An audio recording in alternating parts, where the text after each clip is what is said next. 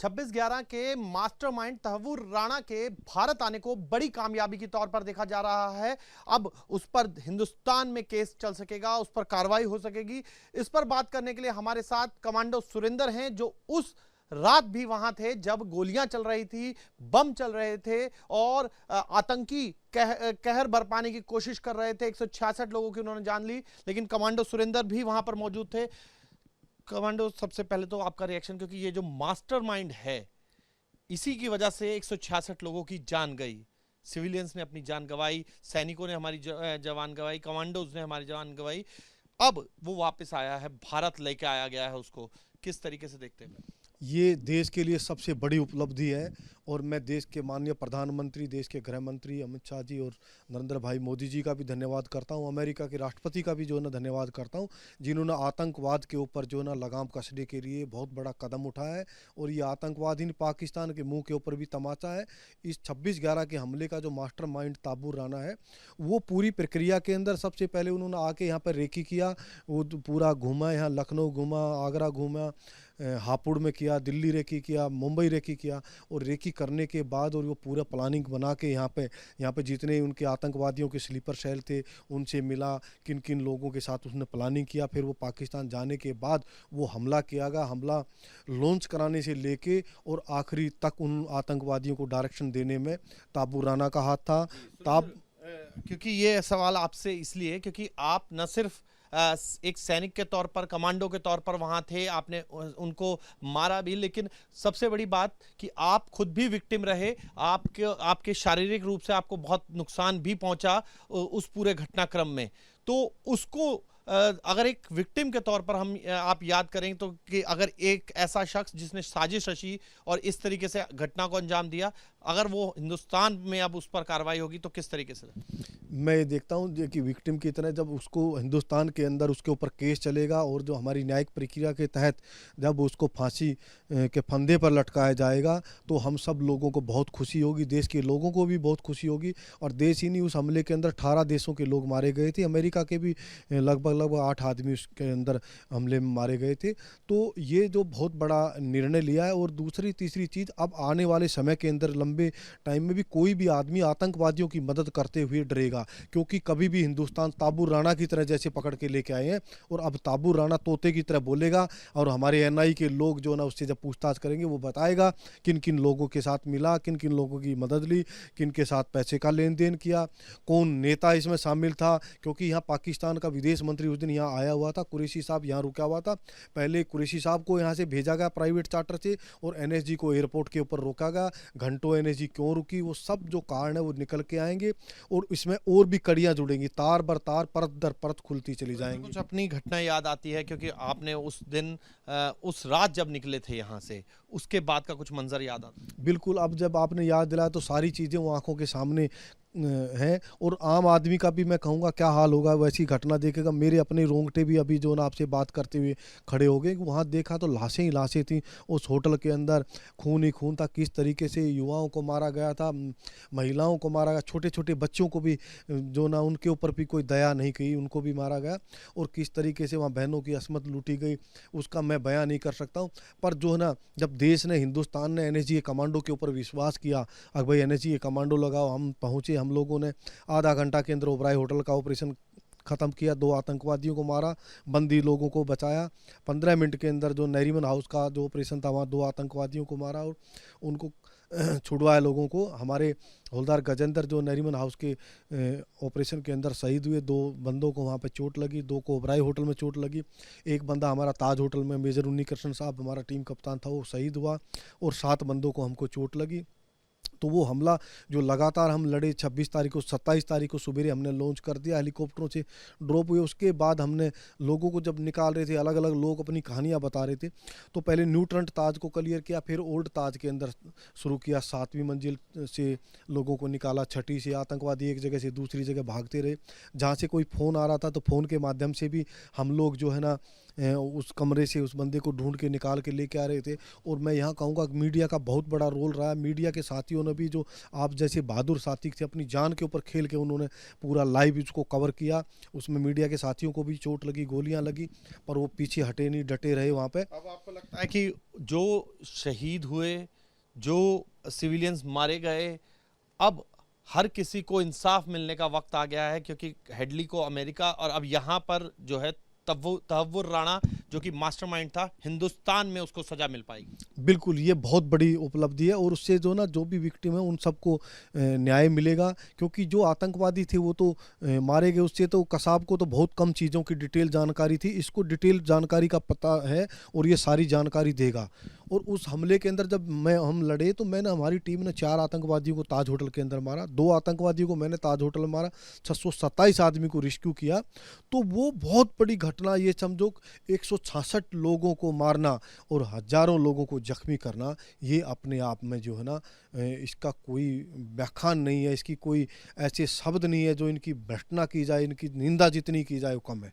जी, तो अब हर उस हिंदुस्तान के दुश्मन को समझना होगा कि वो कहीं भी छिप जाए और हिंदुस्तान के खिलाफ अगर वो साजिश रचेगा तो हिंदुस्तान उसको वहां से खींच कर अपने देश में लाने की ताकत रखता है, उसको सजा देने की ताकत रखता है। और यही तहव्वुर राणा के केस में जरूर होगा, इसी की उम्मीद जो है वो कमांडो सुरिंदर जता रहे हैं।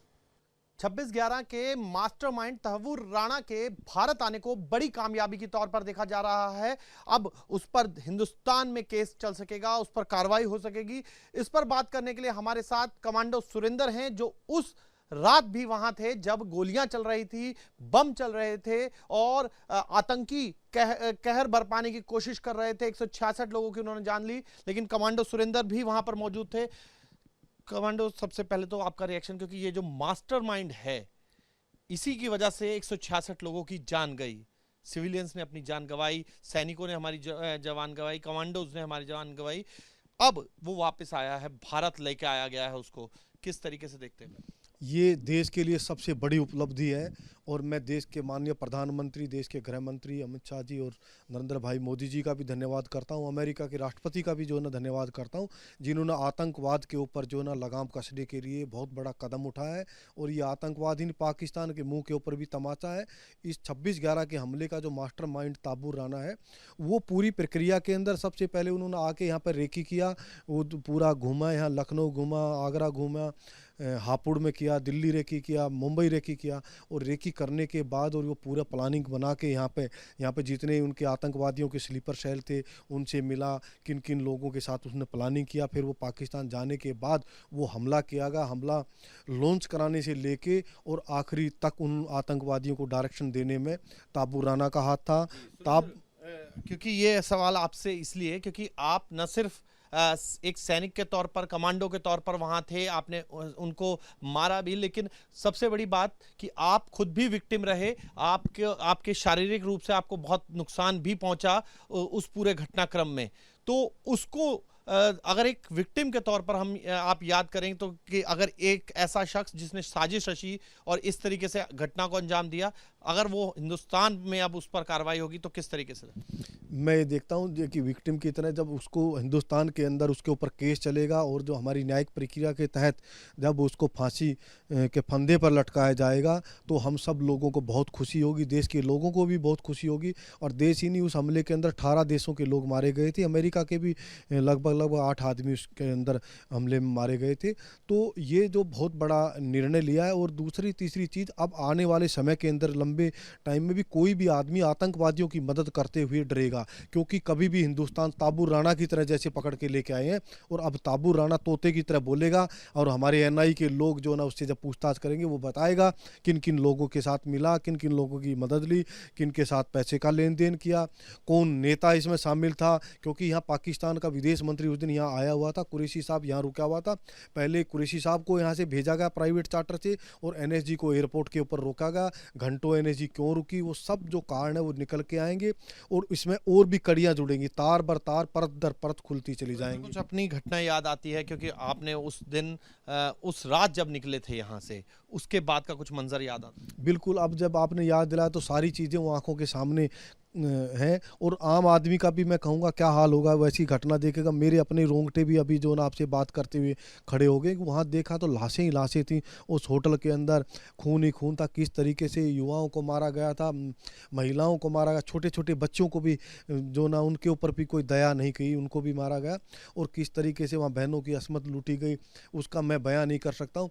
पर जो है ना, जब देश ने, हिंदुस्तान ने एनएसजी कमांडो के ऊपर विश्वास किया, अब भाई एनएसजी कमांडो लगाओ, हम पहुँचे। हम लोगों ने आधा घंटा के अंदर ओबराय होटल का ऑपरेशन ख़त्म किया, 2 आतंकवादियों को मारा, बंदी लोगों को बचाया।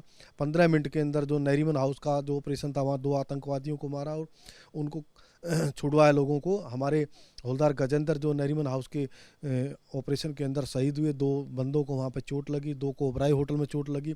एक बंदा हमारा ताज होटल में, मेजर उन्नी कृष्ण साहब हमारा टीम कप्तान था, वो शहीद हुआ और 7 बंदों को हमको चोट लगी। तो वो हमला जो लगातार हम लड़े, 26 तारीख को, 27 तारीख को सुबेरे हमने लॉन्च कर दिया, हेलीकॉप्टरों से ड्रॉप हुए। उसके बाद हमने लोगों को जब निकाल रहे थे, अलग अलग लोग अपनी कहानियां बता रहे थे, तो पहले न्यू ट्रंट ताज को क्लियर किया, फिर ओल्ड ताज के अंदर शुरू किया। 7वीं मंजिल से लोगों को निकाला, 6ठी से। आतंकवादी एक जगह से दूसरी जगह भागते रहे। जहाँ से कोई फ़ोन आ रहा था तो फ़ोन के माध्यम से भी हम लोग जो है ना उस कमरे से उस बंदे को ढूंढ के निकाल के लेके आ रहे थे। और मैं यहाँ कहूँगा मीडिया का बहुत बड़ा रोल रहा है। मीडिया के साथियों ने भी, जो आप जैसे बहादुर साथी थे, अपनी जान के ऊपर खेल के उन्होंने पूरा लाइव इसको कवर किया। उसमें मीडिया के साथियों को भी चोट लगी, गोलियां लगी, पर वो पीछे हटे नहीं, डटे रहे वहाँ पे। अब आपको लगता है कि जो शहीद हुए, जो सिविलियंस मारे गए, अब हर किसी को इंसाफ मिलने का वक्त आ गया है, क्योंकि हेडली को अमेरिका और अब यहाँ पर जो है तहव्वुर राणा जो कि मास्टरमाइंड था, हिंदुस्तान में उसको सजा मिल पाएगी? बिल्कुल, ये बहुत बड़ी उपलब्धि है और उससे जो ना, जो भी विक्टिम है उन सबको न्याय मिलेगा। क्योंकि जो आतंकवादी थे वो तो मारे गए, उससे तो कसाब को तो बहुत कम चीज़ों की डिटेल जानकारी थी। इसको डिटेल जानकारी का पता है और ये सारी जानकारी देगा। और उस हमले के अंदर जब हम लड़े तो मैंने, हमारी टीम ने 4 आतंकवादियों को ताज होटल के अंदर मारा, 2 आतंकवादियों को मैंने ताज होटल में मारा, 627 आदमी को रेस्क्यू किया। तो वो बहुत बड़ी घटना, ये समझो 166 लोगों को मारना और हजारों लोगों को जख्मी करना, ये अपने आप में जो है ना, इसका कोई व्याख्यान नहीं है, इसकी कोई ऐसे शब्द नहीं है जो इनकी भर्त्सना की जाए, इनकी निंदा जितनी की जाए वो कम है।